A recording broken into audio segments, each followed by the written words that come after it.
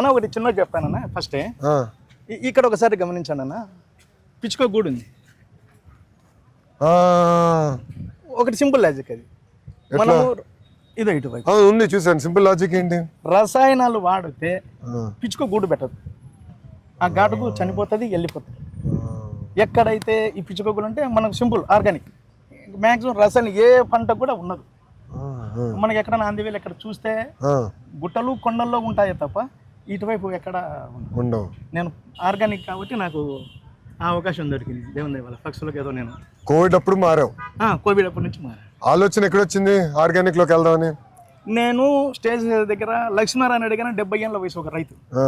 ఆ రైతు నా ఇంటి అమ్మడి వస్తూ పోతుంది. ఆయన నాకు ఫ్రీగా ఫ్రూట్స్ అన్ని దగ్గరికి తెచ్చేసి ఇచ్చేవాడు. అడగకపోయినా ఫ్రీగా ఇస్తాడు.